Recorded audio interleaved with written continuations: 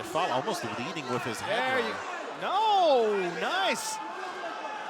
Unbelievable.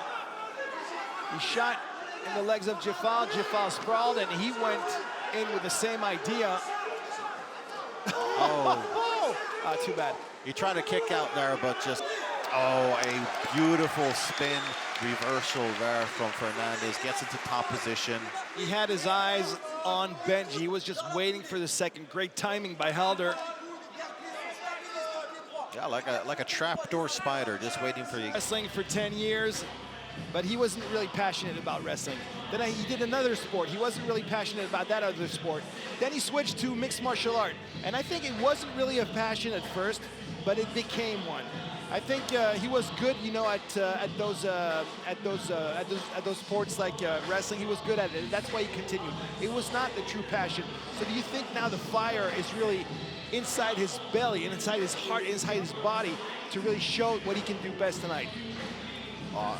Definitely. I mean, he's coming in here with a lot of hype. He's undefeated at a 3-0, and coming off of a first round Bravo choke submission victory. And before that, he had got a 38-second TKO victory. So this guy can get it done quickly. Never saw rounds. A lot of heavyweights sometimes struggle to find training partners that are their same size and weight. So that is why Albiekov went up to the north to train with some of those big Vikings.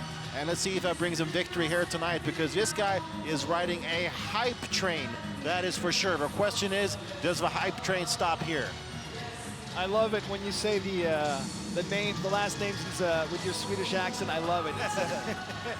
It's a nice flavor. But listen, guys, if you know who Tamerlan Albiekov is, you got to say, who's that guy on the screen right now? Yes, it is the same man. He lost a lot of weight. He was a super heavyweight before. He's just a heavyweight now, okay? So he's only 5'11", still a little bit flabby, but believe you me, this dude is dangerous. 5'11", as I said, 116 kilos, that's 255 pounds, and 258 pounds for Champs Edine Jafal.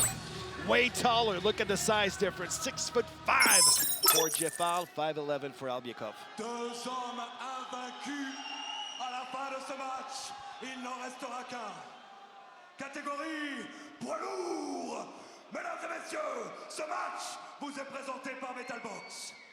Dans le coin bleu de France, 1m96, 117,2 kg, 3 victoires, 0 défaites en professionnel, Champs Edine Jafal.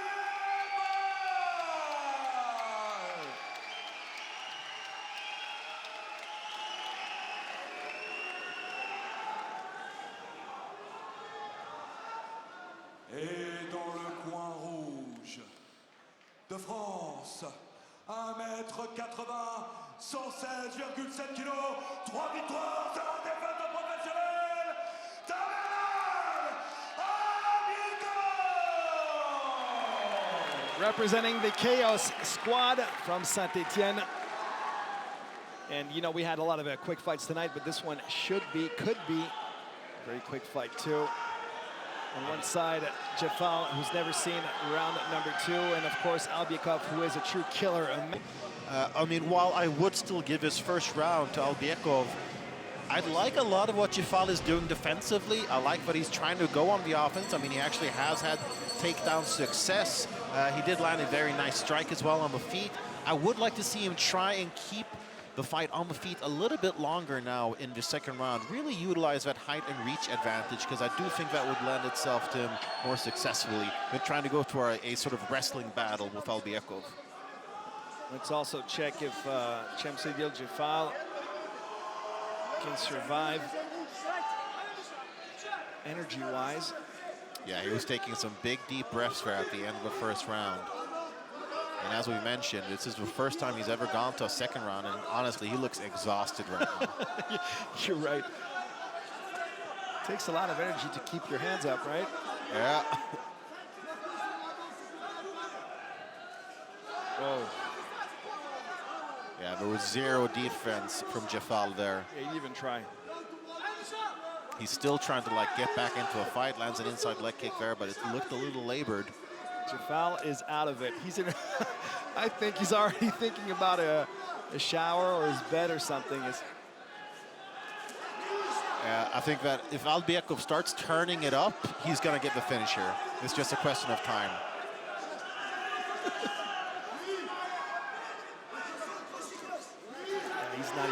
He's not doing anything.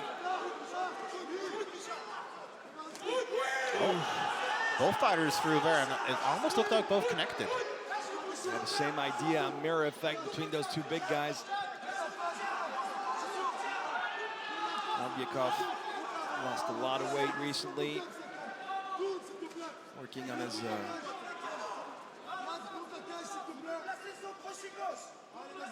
cardio pretty much ready to go for the full 15, or so we thought.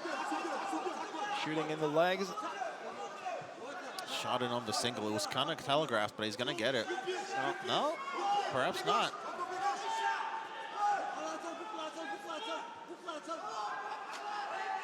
Jafal, good balance, not going down.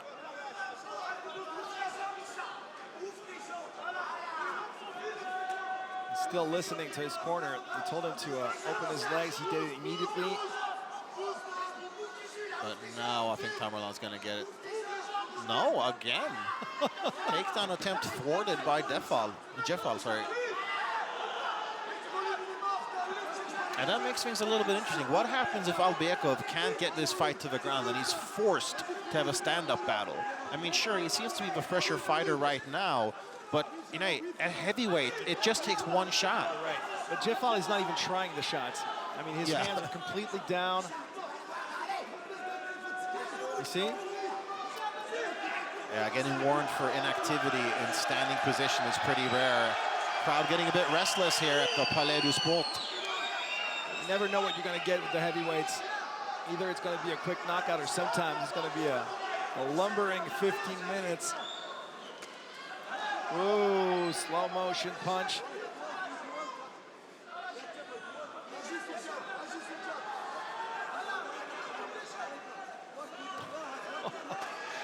Overhand shot there for Albiekov. But Jafal eats it like it's nothing. We're talking about the lack of energy of Jafal, but I mean, Albiekov is not really a superhero in the ring right now.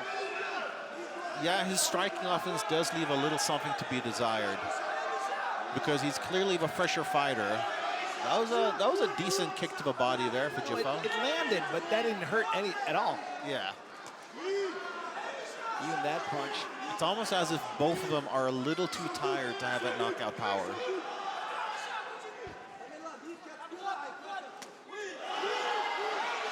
Finally, some impact. Okay, they're waking up now.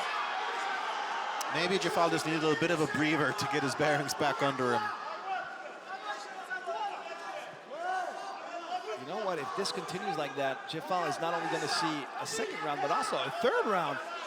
There's a first time for everything, I guess. I'm a little surprised that we're not seeing Jafal try to go for more knees, considering the height advantage that he has. I mean, he could throw that right up to the solar plexus, really take all the wind out of Albiekov's sails. So he's got enough trouble just throwing a punch. So can you imagine just lifting your leg? 30 seconds now.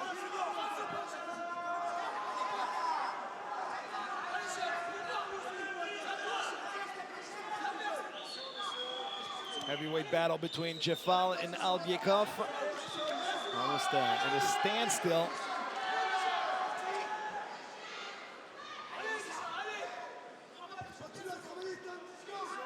I think you should remind maybe Jafal that he's in Dijon. Maybe he forgot because yeah, he's out of it. Working almost on reflex moves at the end of the second. Well, what can you say about that? Well, while Albiekov's offensive striking did leave a little bit to be desired, Jafal's whole performance in the second round left everything to be desired. He had very little success with anything. There was a decent elbow in the clinch there, and I get it. He's exhausted. I mean, moving around your opponent is tough. enough when we're not at heavyweight. So I get it. Obviously, he's tired, but he's got to throw everything he's got now in the third round.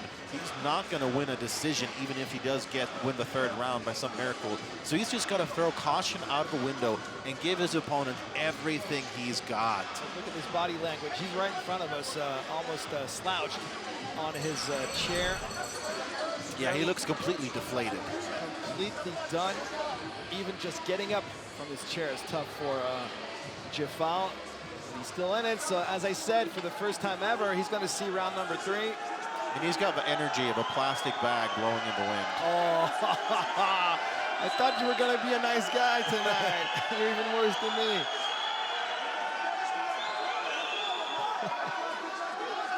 Inside leg kick there for Albiekov. Okay, let's do it. Let's see if they can dig deep and find enough power to make some damage and maybe get a stoppage. Yeah, he did manage to lift his leg. If that's an indication of what's to come, then good, because he needs to start turning it up. Albiekov is turning it up, that's for sure. And good takedown defense. I like those shots off a break. All right, and he's connecting. There you go. Oh. The guy woke up. The guy loves, I guess, the screams from the crowd. And every time he connects, it gives him even more energy than he had before. This is a position where he could really use some knees.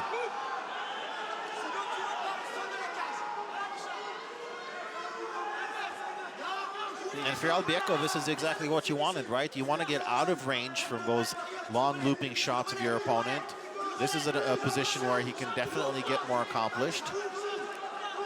Yep, he's going to try to drop him maybe by sweeping the leg again. Didn't work this time.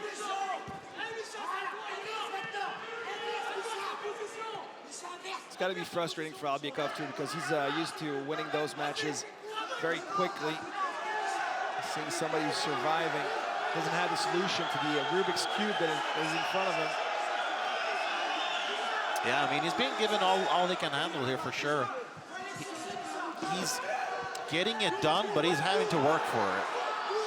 What troubles me a little bit, Sebastian, is that if he has trouble with a guy like Hexagone Jafal, can you imagine against like a real player? He would be eaten alive. Well, this fight does pose a couple questions for how high Albiekov's ceiling is. That being said, he's only 23 years old. He's several years away from his prime. I'm sure that we will see a large progression from him.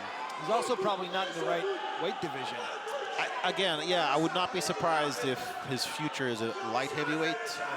Well, he's 5'11". He's as you can see, his body is showing the signs of a man who lost a lot of weight very quickly. Oh! Lands in the right hand there. And Jafal almost leading with his head. There you No! Nice!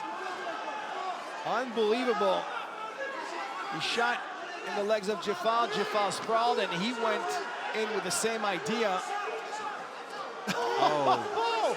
Too bad. He tried to kick out there, but just couldn't get the rotation he needed. Instead, gives up his back and basically serves to Albiekov on a plate exactly what he wanted. He had the good instincts. He had the good idea. He just missed it. And you're right, he's in a bad position.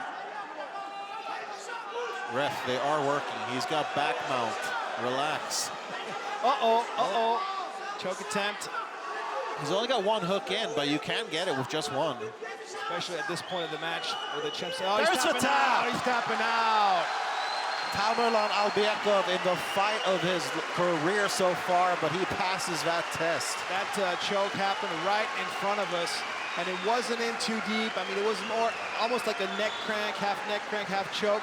It wasn't the most impressive in the world, but I think that Hexagone Jafal could not take anymore. He had this big guy, 117 kilos, on top of him. He couldn't breathe anymore. He had enough. I guess he tapped out more out of I'm done than pain. Yeah, well, I mean, he was already struggling to breathe even before he was grounded. So, yeah, it was really just that last little squeeze that was needed. So once again, I'm asking the question. I mean, it's going to be really interesting for Tamerlan Albiekov. I think it's going to take him down a few notches because he thinks he's the king of the world. You know, everybody's hyping him up. He's the new hope in the heavyweight division. Everybody, you know, talking about him online. Oh, he's a killer. Oh, he could be world champion. Now, we saw tonight that right now he cannot be world champion for sure. If he's struggling with a guy like Jafal, a lot of work is coming. Yeah, that being said, though, how do you know what to work on if your weaknesses haven't yet been exposed? And it was a bit of a wake-up call for Albiekov for sure, but, you know, probably a necessary one. And in the end... And he still got the finish. Got the finish in round 3. As you can see, just almost sleeping on top of the body of Jafal. And in the end, the tap out comes. Left punch actually landing on the face of Molnar, forcing him to react. He's in his corner, Helder. It's a very good positioning for him. He can feed on the advice of his corner. Absolutely, couldn't have asked for a better position to be in right now, right in front of his corner.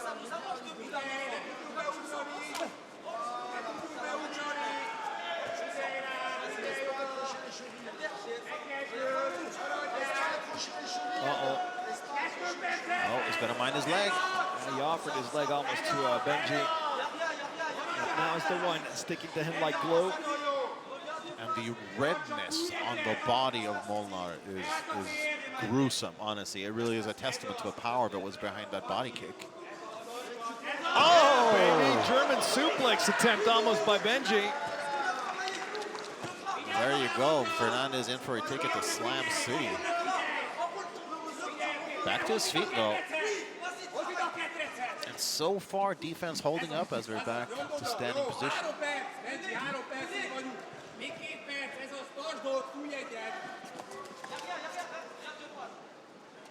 Molnar not wanting to relinquish that back position. Oh, trying to make something happen. Standing. Getting the hook in with that leg.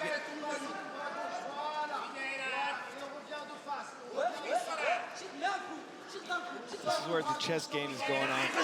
These guys are not doing any stupid movement. Everything is really thought out through.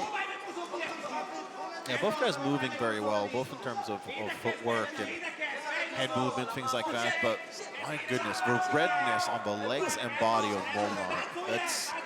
It's horrific, the power that those kicks of Hernandez bring with them.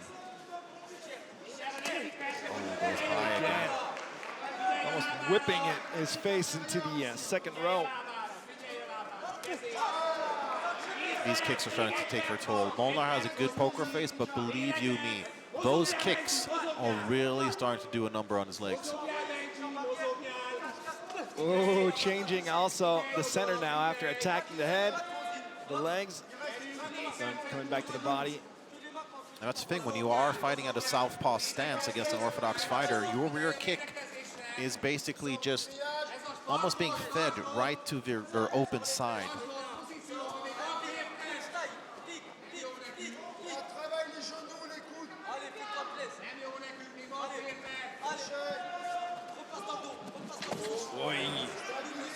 Nice job there by Hernandez. Powers down. Movement.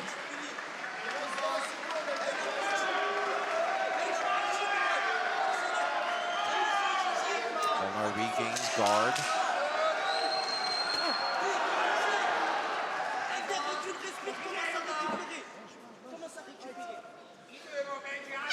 Right on the buzzer.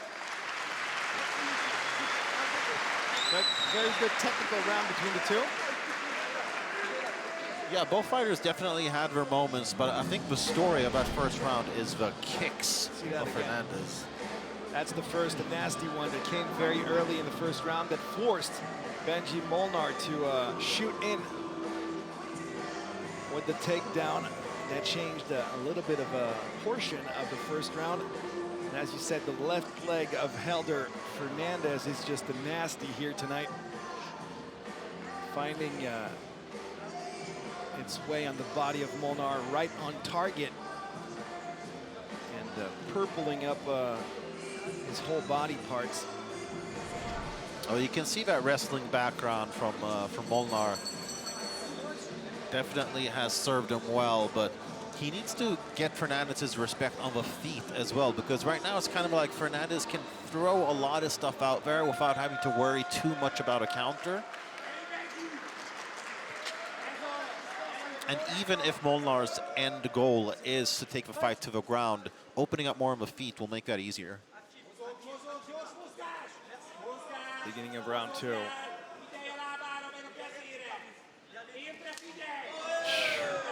And again with the left leg, doing some damage.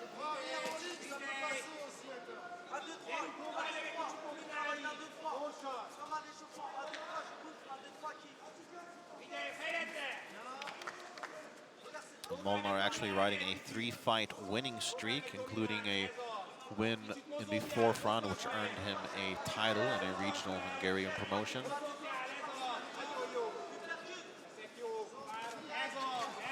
Managing to move forward, getting in contact chest with Helder. Helder's got the underhooks though, yeah. He might turn, yeah, he does. Very, very nice work. I was wondering when they were in that clinch position if Molnar wasn't going to try to dig for underhooks. Hernandez did instead, and it served him very well.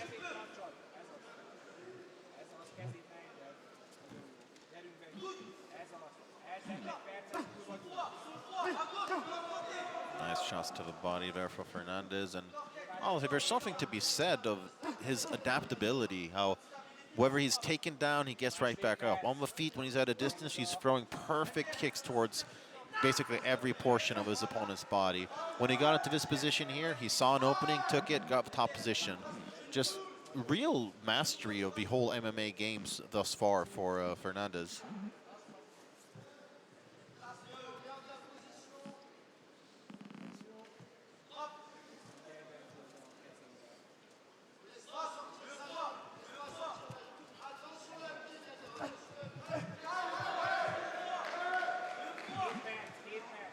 Yeah, there is an opening on the body of Benji.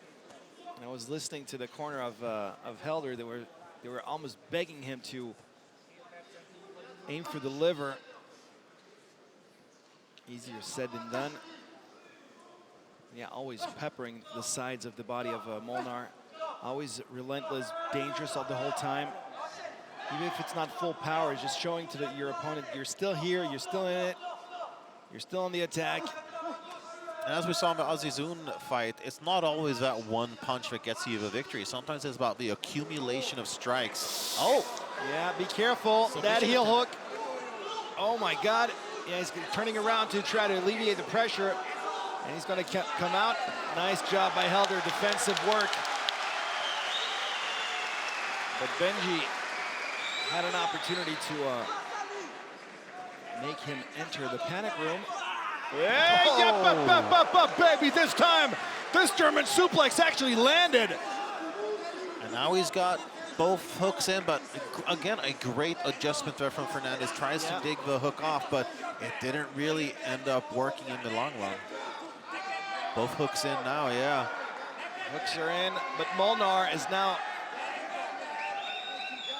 slithering his way to a choke attempt.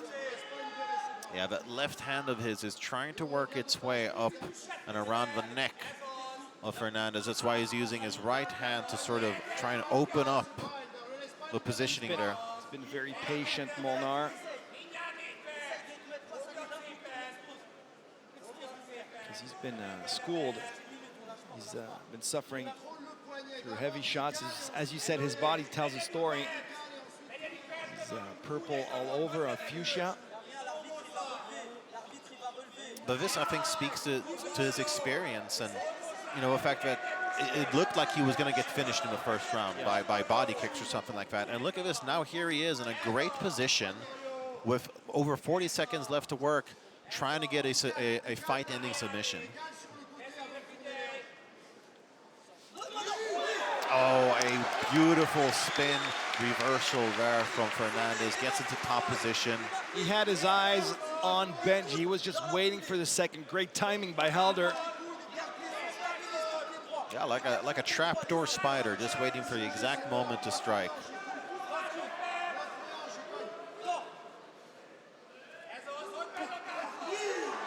Body, body, face.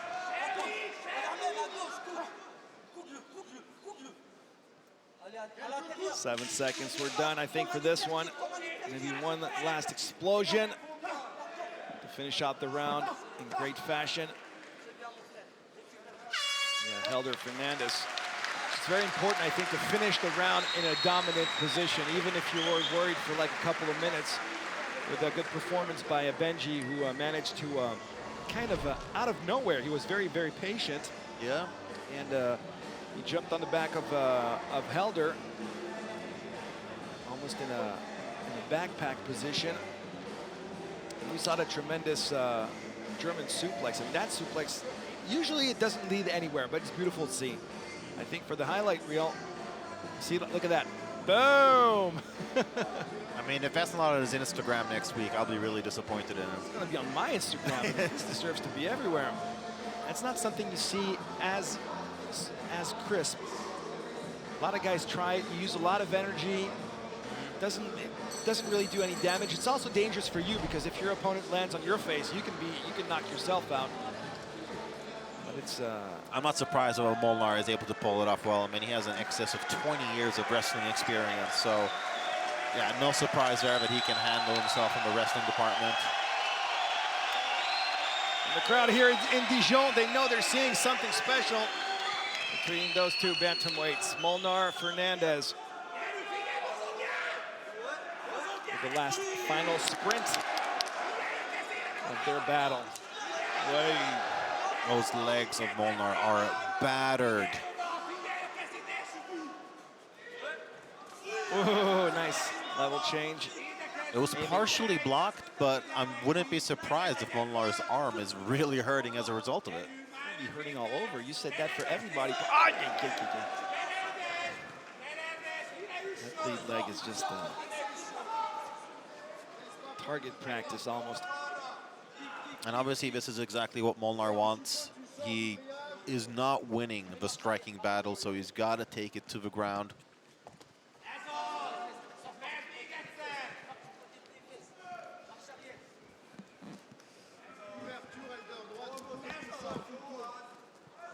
The knees to the thigh. Stay active the whole time.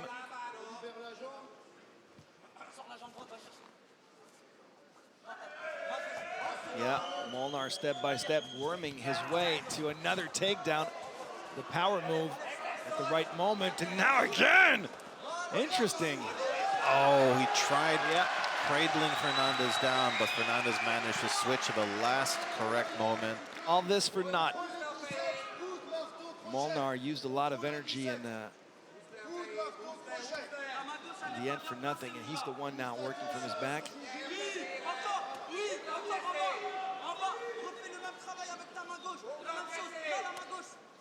And again, a great test for Hernandez, facing someone who is such a specialist in wrestling and dealing with getting suplexed twice, getting out of bad positions, and keeping his cool while doing it.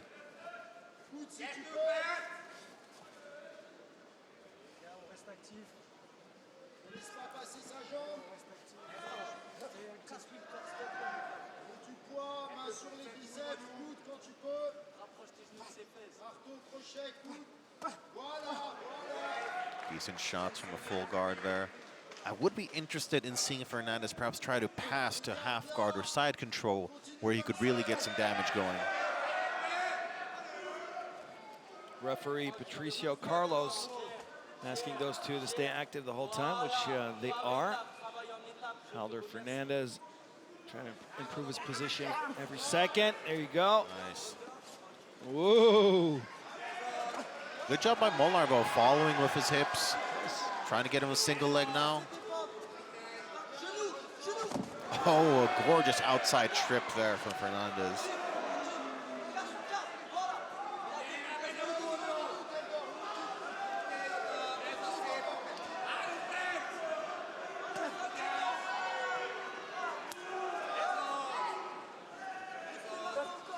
Yeah, I was just thinking, Yep. I wouldn't mind seeing Fernandez just let his opponent up, because I think a kick to the head now is going to seal the deal. You can see the way that Molnar is carrying his right arm. It might even be injured because of him trying to defend that head kick.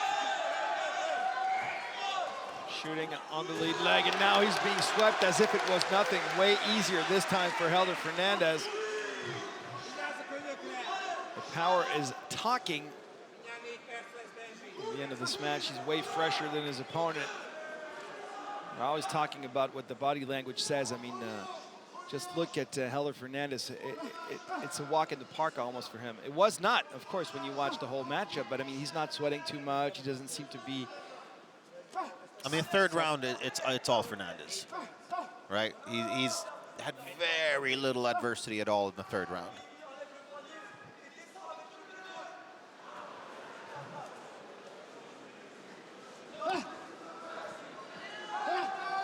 .45 seconds, less than 40 seconds to go.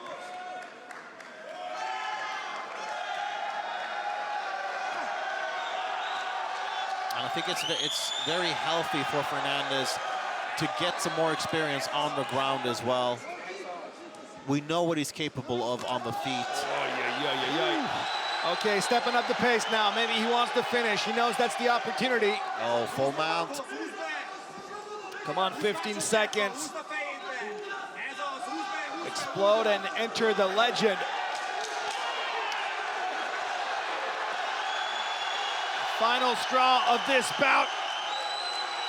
No, he won't do enough. Benji used the cage to basically stay away from danger, and he survives the onslaught by Helder Fernandez, who was dominant for most of the match. I mean, this dude was impressive. You said it. That was a real test for him against a very high-level wrestler, and he had a solution for pretty much everything. Yeah, this is, the proof is in the pudding. We talked about, being ready for the next step. I'd say Fernandez is ready for a step up in competition as well. How many wins in a row now for Fernandez? I believe it's 2 straight wins, I believe. But I think it's a comeback, because his last fight was 11 months ago, right? Yeah. So, okay. So, yeah, in 11 months, I mean, he got really good. Much better. That's the thing, there's so many different ways that you can look at inactivity. In some ways, sure, are they in there getting wins? No, but I'm sure that they are in there, the gym, every day, grinding, polishing up those weapons. That was evident. Let's take it to the center of the ring for the